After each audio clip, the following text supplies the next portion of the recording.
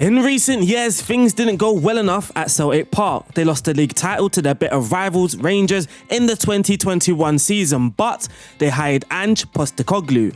After a sloppy start, Celtic became the best team domestically thanks to a strong run. They took the crown from Rangers and looked strong again this year to retain the title. But what makes Angeball so intriguing? Yesterday I put up a community post. It was a poll of what tactic I should work on next. Ange was of course in that list, and of course it was the most voted at the time that I worked on this tactic. I will of course work on the other tactics as well, but don't forget to send in your tactic recommendations. You can leave it in the comments of this video, or you can go to my community post. I will be uploading or posting a lot more community posts, but for now let's get stuck in.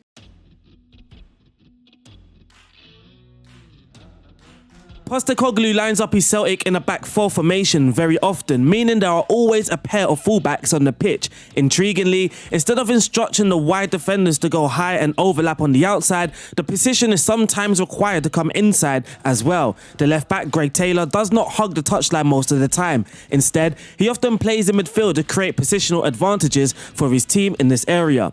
Tactically and from a greater picture, you could view the left back as an additional midfielder to help the number 6, as sometimes Callum McGregor or whoever is the number 6 was not required to move on a large scale, but to keep the opposition striker in a certain area. So when Celtic needed an option behind the first line, the fullback could always be the player to receive. Postecoglou Celtic also uses a lot of bounce passes and vertical third man plays to move the ball forward during the construction phases. The way they do that is very effective with the help of the fullbacks. Of course, the analysis does not suggest that Ange only uses the fullbacks in one way.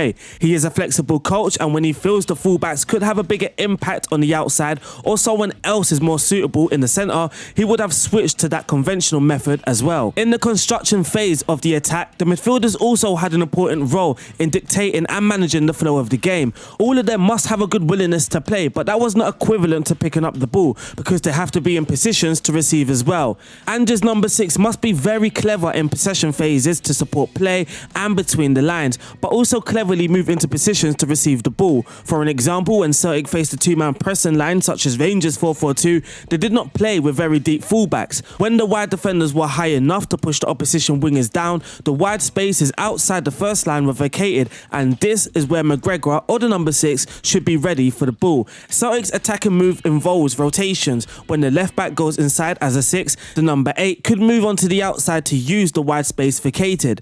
These rotations might move the defenders or catch their attention, so the passing options were on in the process.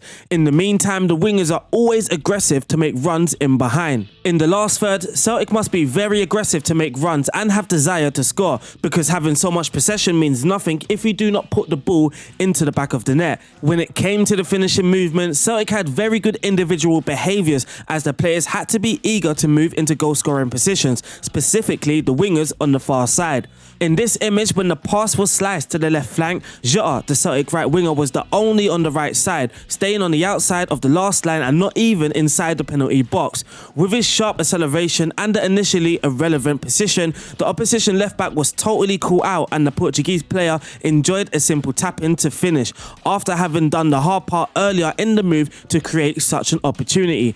This kind of goal, wingers arriving from the far side, was replicable and gave Celtic the cutting edge to do real harm to their opponents. And that wraps up that Angeball played by Celtic. Now we're going to go into Football Manager and replicate that tactic as well. If you did enjoy that part, don't forget to give this video a thumbs up. In the comment section, leave your tactical recommendations, but you can also share and subscribe as well. Now we're going to look at the results and the Angeball tactic in Football Manager.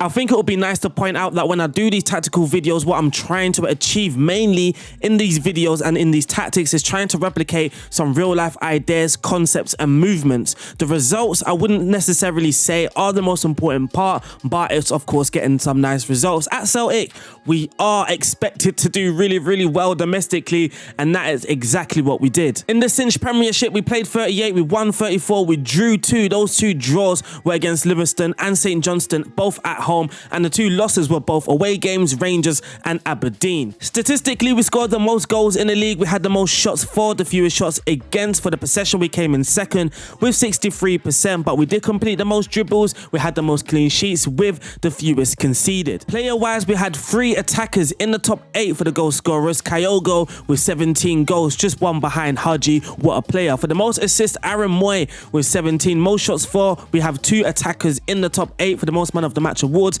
Aaron Moy. Cameron Carter-Vickers is also in that list. He did score a fair share from corners. For the most key passes, Aaron Moy, but also Alexandro Bernabé, I believe that's how you pronounce his name. For the most dribbles made, it is Daisy Maeda, and for the clean sheets, Joe Hart. For the fewest conceded, Joe Hart is joint top with Alan McGregor. So because Celtic are dominant in real life, we are going to be looking at these scatter graphs mainly: attacking efficiency, defensive efficiency, passing, goal output, possession and shooting. Attacking efficiency, Celtic were aggressive and clinical, the most aggressive side in the league. Defensively, for the defensive efficiency, we were quiet and impenetrable, mainly, or really the only side to be quiet defensively but also impenetrable. For the passing, we completed a lot of passing. We were also accurate with that passing as well. Goal output, high quality shooting with strong defending. Possession wise, we infrequently won the ball, but we were reliable in possession. Lastly, looking at the shooting, we were aggressive, but we were also high quality in the final third. So top goal scorers, we had a few players in double figures. We had 3 players scoring 20 or more. Oh gosh, I'm gonna butcher some of these names. Furuhashi scored 26, Maeda scored 21, the Greek God, I'm just gonna call him the Greek God, scored 20, Jota scored 12, David Turnbull scored 12, and Carter Vickers scored 10. He was a beast from set pieces. Looking at the creative players, Aaron Moy with 27, Callum McGregor with 13 assists, and Bernabé with 13 assists. But that wraps up the results. Briefly now, we are going to look at the tactic and also how this tactic plays out in the match engine.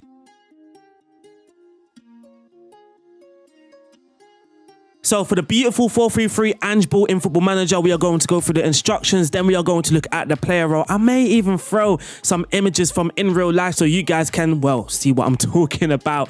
Mentality, we have gone for the positive mentality, aiming to be kind of proactive, but also take control of the game in possession. Be a little bit patient, not having to force things continuously, and keep good possession of the ball. The attacking width is set to fairly wide. We are looking to stretch the play, but not too much. Certainly not to a point where it's dictating the way how we play. For the approach play, we do have overlap on the left and overlap on the right, because though the wingers do like to play narrowly, kind of a secondary number 6, when Celtic do advance, you would notice that they also do overlap. So they do both things. They like to come inside and they like to come outside. What role did I use for those?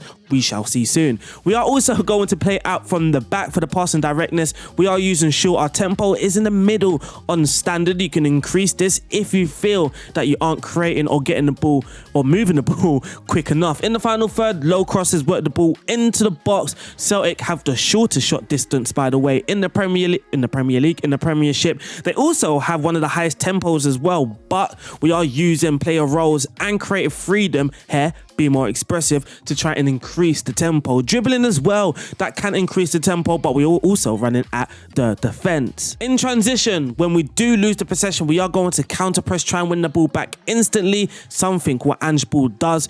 When the possession has been won, I was looking through the Celtic games to kind of catch them on their counter-attacking transitions, and well, they don't really counter-attack. They did a couple times this year, mainly in the Champions League, but also in the game against Rangers, they had 6 counter-attacks, 2 ending in shots. But there are also a lot of games where they have no counter-attack. So we do have 2 tactics, one mainly focused on, well, in possession, and the other for the Champions League when we are focusing a little bit more on the counter-attacks. For the goalkeeper, we're going to roll it out. Again, something that Joe Hart is seen doing in real life, and distribute it to the fullback. Joe Hart also plays a very intriguing role in the build-up, something that we will talk about when looking at the player roles. Now for out of possession, a much higher line of engagement. Again, something that Angeball does, and this forces the opponents to kick the ball long a lot of the times. And also, we are using a high defensive line. The defensive width, for forcing the opposition away from goal. For the trigger press, it's on more often. It doesn't necessarily need to be on much more often. More often, I felt, was very, very decent, especially for this league.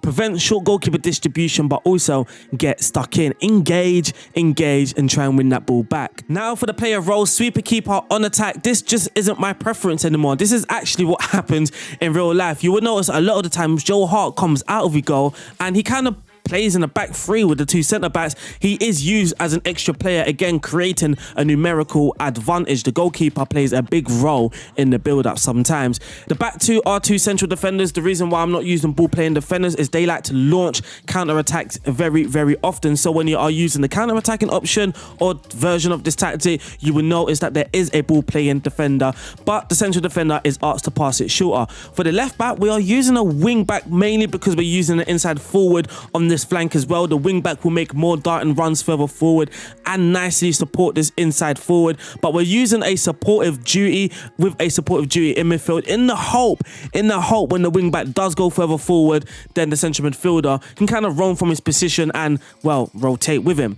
At right back, we do have a fullback on support. He's going to cut inside with the ball, so we can kind of get that nice come inside with the ball, play narrowly and with that number 6, but we've also got the overlap on that side as well. So when he's on the ball, cut inside. Without the ball, let the winger hold up the ball and let the right back overlap. In defensive midfield, we have a deep line playmaker on support, pass it short. I just felt that this role was possibly the best role for it, or we could have used a register or just standard defensive midfielder on support, but we are just using a playmaker because he is, well, the one and only playmaker in this side. In central midfield, we are using a Mazzala. Ange likes to progress through the half space, and the Mazzala kind of emphasizes positioning in that half space, which is the reason why we're using at least one Mazzala. He's going to be taking more risk, and his midfield partner is the central midfielder on support. Now moving on to the flanks, we have an inside forward on the left and a winger on the right. The inside forward on the left is asked to shoot less often. The right winger has no added instructions. They are both on attack because they need to break and exploit any spaces created. Lastly, up top, we do have a pressing forward. Now, he actually does work really well in pinning back defenses. He also works really well in staying just in and around that box, just causing mayhem, and that's the reason why we're using a pressing forward on support. But for the counter-attacking version, it's slightly different. We are now using an advanced forward, someone that's gonna just chase down these long balls, but now using a deep line playmaker, but on defend, and our goalkeeper is now a sweeper keeper on defend. In possession, we're no longer that heavy possession base. We're now slightly shorter rather than shorter, and no longer playing it out from the back as well. We are also now playing on the break, and our defensive line and line of engagement has also dropped. But does this work, this Champions League counter-attacking version? Does it?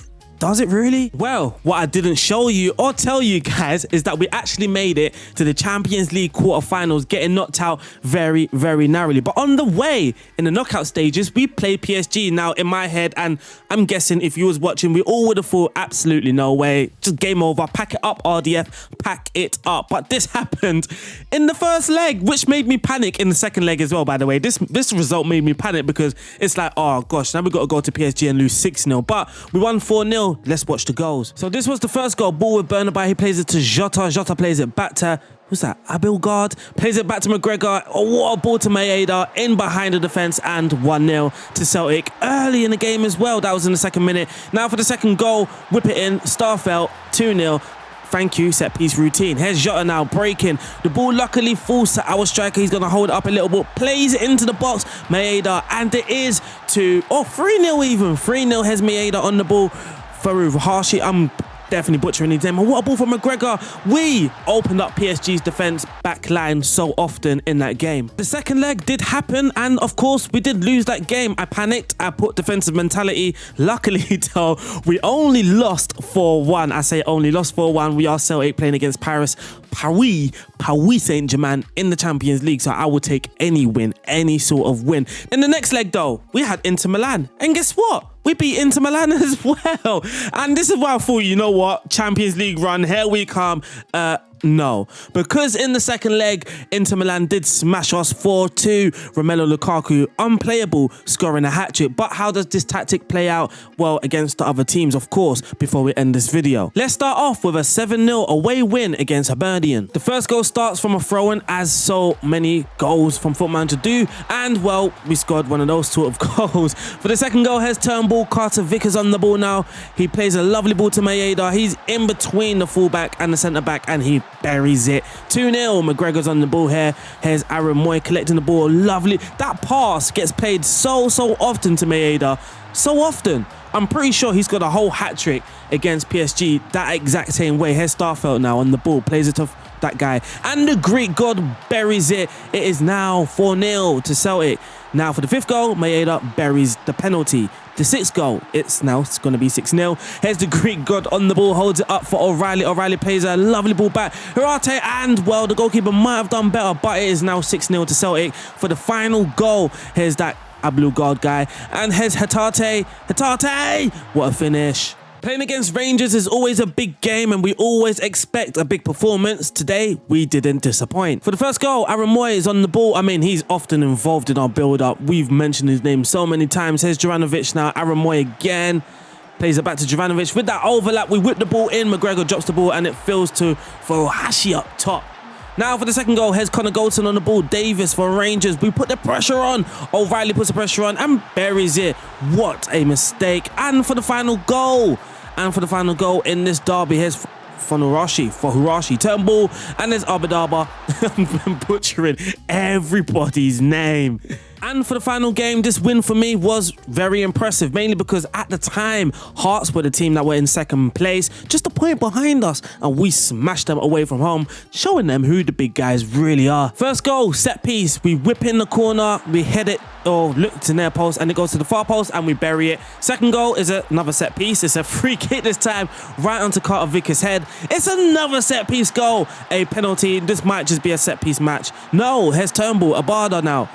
Plays it with the Greek god. That's a nice combination there. Abada plays it in and McGregor buries it. 4-0 to Celtic versus Hearts. But unfortunately, guys, that wraps up this video. If you have enjoyed it, don't forget to give it a thumbs up. Leave your tactical recommendations in the comments. And also like, subscribe. Just engage with the video as it will help this channel out a lot. For my Patreons, thank you. Thank you and thank you. I'll see you guys soon. Stay safe. God bless. Beep. Bye.